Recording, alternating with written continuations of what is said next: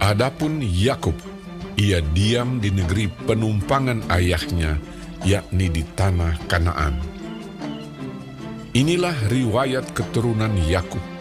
Yusuf tatkala berumur 17 tahun, jadi masih muda, biasa menggembalakan kambing domba bersama-sama dengan saudara-saudaranya, anak-anak Bilha dan Zilpa, kedua istri ayahnya. Dan Yusuf menyampaikan kepada ayahnya kabar tentang kejahatan saudara-saudaranya. Israel lebih mengasihi Yusuf dari semua anaknya yang lain, sebab Yusuf itulah anaknya yang lahir pada masa tuanya, dan ia menyuruh membuat jubah yang maha indah bagi dia. Setelah dilihat oleh saudara-saudaranya bahwa ayahnya lebih mengasihi Yusuf dari semua saudaranya, maka bencilah mereka itu kepadanya dan tidak mau menyapanya dengan ramah. Pada suatu kali bermimpilah Yusuf, lalu mimpinya itu diceritakannya kepada saudara-saudaranya. Sebab itulah mereka lebih benci lagi kepadanya. Karena katanya kepada mereka, "Coba, dengarkan mimpi yang kumimpikan ini. Tampak kita sedang di ladang, mengikat berkas-berkas gandum. Lalu, bangkitlah berkasku dan tegak berdiri. Kemudian, datanglah berkas-berkas kamu sekalian, mengelilingi dan sujud menyembah kepada berkasku itu."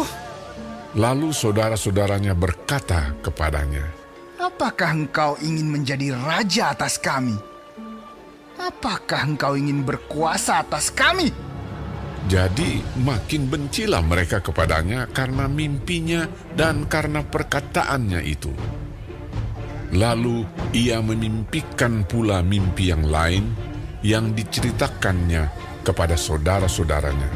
Katanya, Aku bermimpi pula. Tampak matahari, bulan, dan 11 bintang sujud menyembah kepadaku. setelah hal ini diceritakannya kepada ayah dan saudara-saudaranya, maka ia ditegur oleh ayahnya. Mimpi apa mimpimu itu? Masakan aku dan ibumu, serta saudara-saudaramu, sujud menyembah kepadamu sampai ke tanah. Maka iri hatilah saudara-saudaranya kepadanya, tetapi ayahnya menyimpan hal itu dalam hatinya. Pada suatu kali, pergilah saudara-saudaranya menggembalakan kambing domba ayahnya dekat Sikem. Lalu Israel berkata kepada Yusuf, Bukankah saudara-saudaramu menggembalakan kambing domba dekat Sikem? Marilah engkau kusuruh kepada mereka. sahut Yusuf. Ya, Bapa. Kata Israel kepadanya, Pergilah engkau melihat apakah baik keadaan saudara-saudaramu dan keadaan kambing domba, dan bawalah kabar tentang itu kepadaku. Lalu Yakub menyuruh dia dari lembah Hebron, dan Yusuf pun sampailah ke Sikem. Ketika Yusuf berjalan ke sana kemari di padang, bertemulah ia dengan seorang laki-laki yang bertanya kepadanya. Apakah yang kau cari? Sahutnya, Aku mencari saudara-saudaraku. Tolonglah katakan kepadaku, di mana mereka menggembalakan kambing domba. lalu kata orang itu, Mereka telah berangkat dari sini. Sebab telah kudengar mereka berkata, marilah kita pergi ke Dotan. maka Yusuf menyusul saudara-saudaranya itu dan didapatinyalah mereka di Dotan. Dari jauh ia telah kelihatan kepada mereka.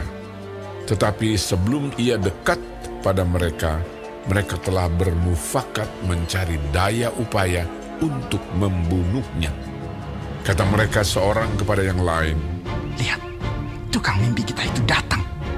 Sekarang, marilah kita bunuh dia dan kita lemparkan ke dalam salah satu sumur ini. Lalu kita katakan, seekor binatang buas telah menerkamnya. Dan kita akan lihat nanti bagaimana jadinya mimpinya itu. ketika Ruben mendengar hal ini, ia ingin melepaskan Yusuf dari tangan mereka.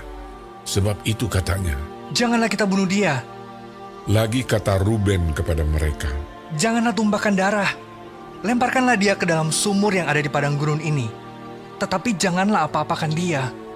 maksudnya hendak melepaskan Yusuf dari tangan mereka dan membawanya kembali kepada ayahnya. Baru saja Yusuf sampai kepada saudara-saudaranya, mereka pun menanggalkan jubah Yusuf, jubah maha indah yang dipakainya itu. Dan mereka membawa dia dan melemparkan dia ke dalam sumur. Sumur itu kosong, tidak berair. Kemudian duduklah mereka untuk makan. Ketika mereka mengangkat muka, kelihatanlah kepada mereka suatu kafilah orang Ismail datang dari Gilead dengan untanya yang membawa damar, balsam, dan damar ladang dalam perjalanannya mengangkut barang-barang itu ke Mesir. Lalu kata Yehuda kepada saudara-saudaranya itu, Apakah untungnya kalau kita membunuh adik kita itu dan menyembunyikan darahnya? Marilah kita jual dia kepada orang Ismail ini. Tetapi janganlah kita apa-apakan dia, karena ia saudara kita, darah daging kita. dan saudara-saudaranya mendengarkan perkataannya itu. Ketika ada saudagar-saudagar Midian lewat, Yusuf diangkat ke atas dari dalam sumur itu, kemudian dijual kepada orang Ismail itu dengan harga 20 shikal perak. Lalu Yusuf dibawa mereka ke Mesir. Ketika Ruben kembali ke sumur itu, ternyata Yusuf tidak ada lagi di dalamnya. Lalu dikoyakkannya lah bajunya, dan kembalilah ia kepada saudara-saudaranya. Katanya, Anak itu tidak ada lagi. Kemanakah aku ini? kemudian mereka mengambil jubah Yusuf dan menyembelih seekor kambing, lalu mencelupkan jubah itu ke dalam darahnya. Jubah maha indah itu mereka suruh antarkan kepada ayah mereka dengan pesan, Ini kami dapati. Silakanlah Bapak periksa. Apakah jubah ini milik anak Bapak atau tidak? Ketika Yakub memeriksa jubah itu, ia berkata, Ini jubah anakku. Binatang buas telah memakannya. Tentulah Yusuf telah diterkam. dan Yakub mengoyakkan jubahnya, lalu mengenakan kain kabung pada pinggangnya, dan berkabunglah ia berhari-hari lamanya karena anaknya itu.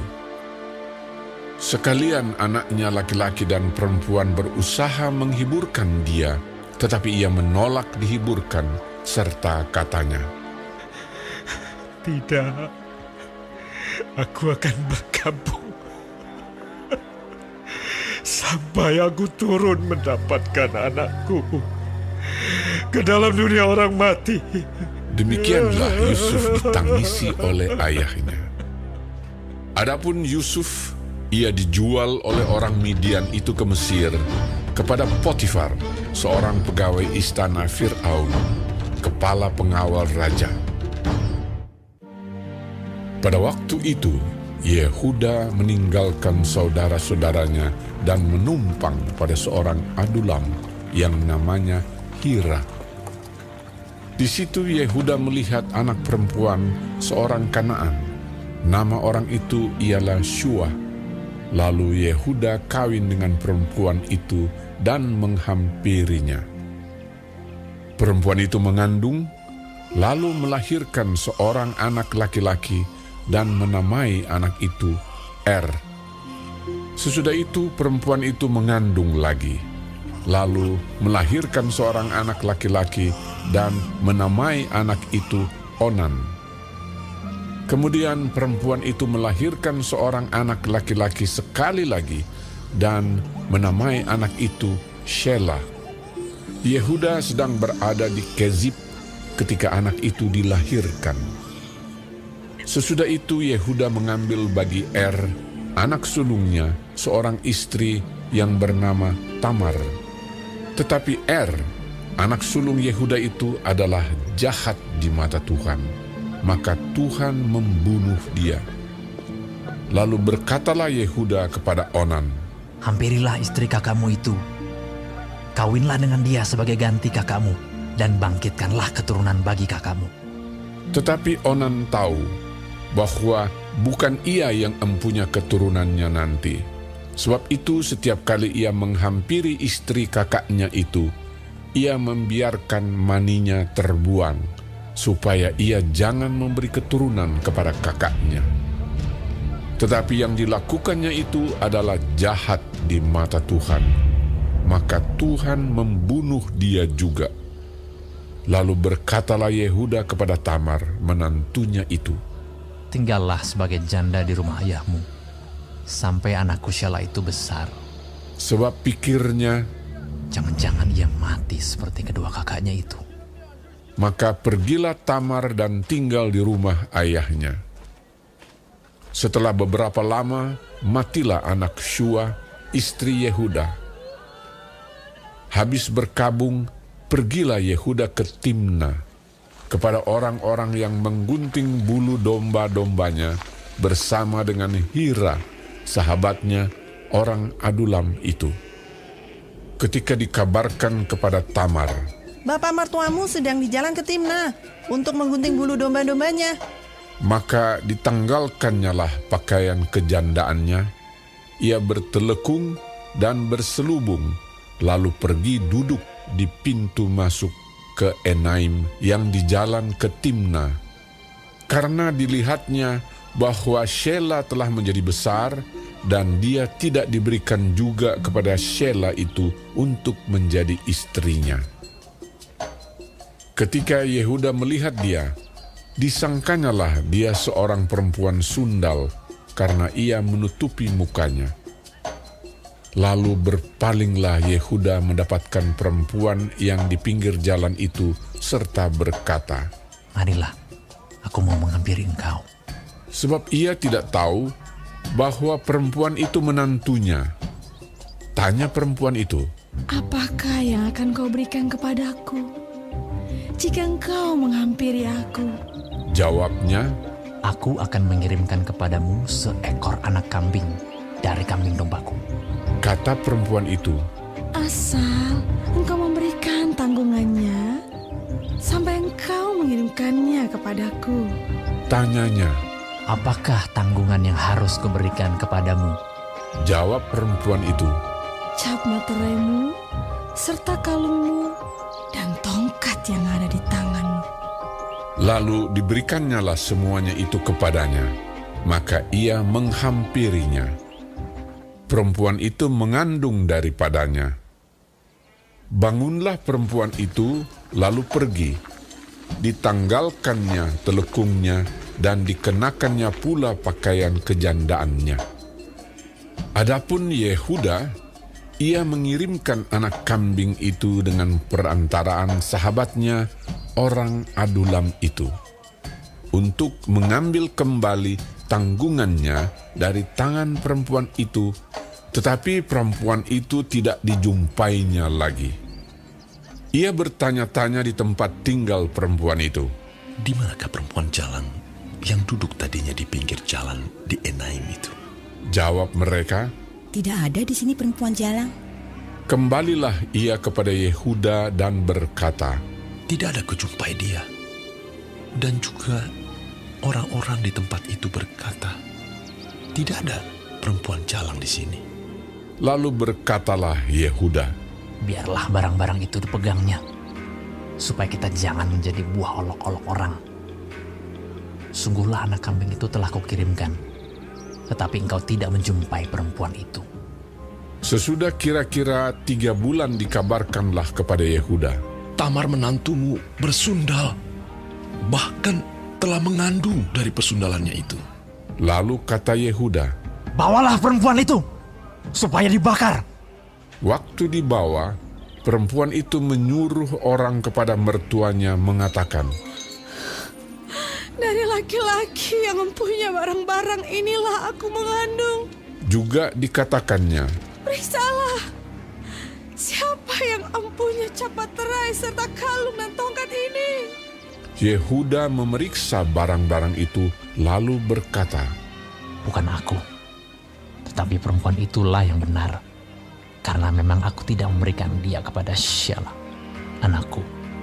dan ia tidak bersetubuh lagi dengan perempuan itu. Pada waktu perempuan itu hendak bersalin, nyatalah ada anak kembar dalam kandungannya. Dan ketika ia bersalin, seorang dari anak itu mengeluarkan tangannya, lalu dipegang oleh bidan, diikatnya dengan benang kirmisi, serta berkata, Inilah yang lebih dahulu keluar. ketika anak itu menarik tangannya kembali, keluarlah saudaranya laki-laki, dan bidan itu berkata, Alangkah kuatnya engkau menembus keluar. maka anak itu dinamai Peres.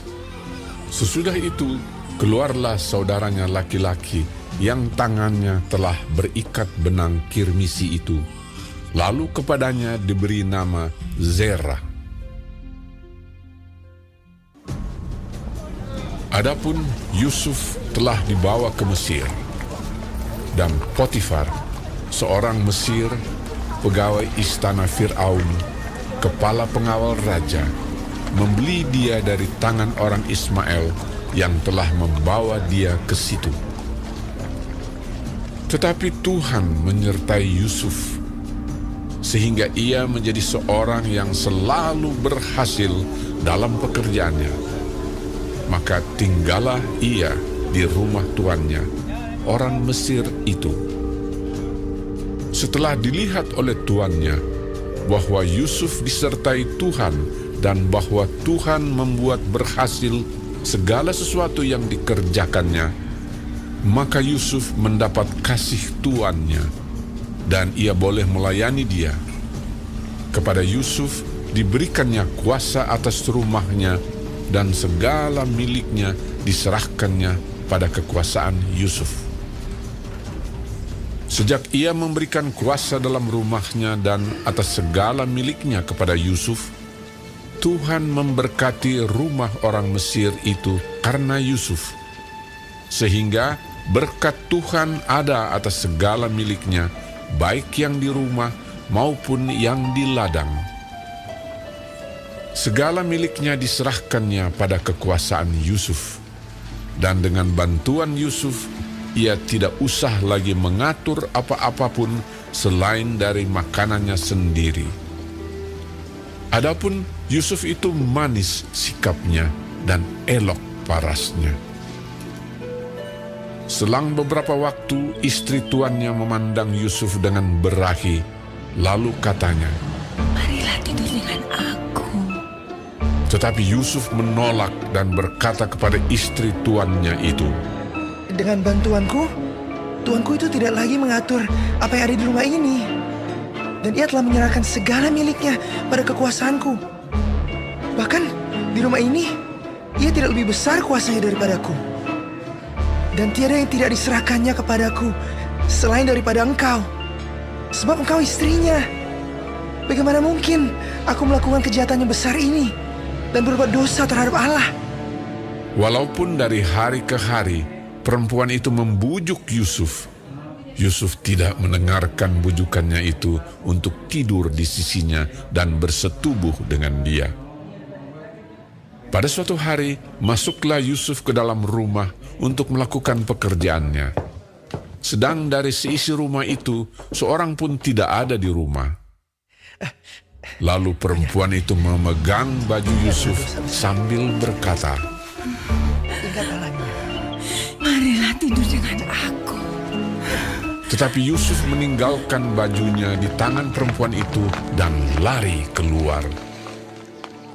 Ketika dilihat perempuan itu bahwa Yusuf meninggalkan bajunya dalam tangannya dan telah lari keluar, dipanggilnyalah seisi rumah itu, lalu katanya kepada mereka, Lihat, dibawanya kemari seorang Ibrani, supaya orang ini ini dapat mempermainkan kita. Orang ini mendekati aku untuk tidur dengan aku. Tetapi aku berteriak-teriak dengan suara keras.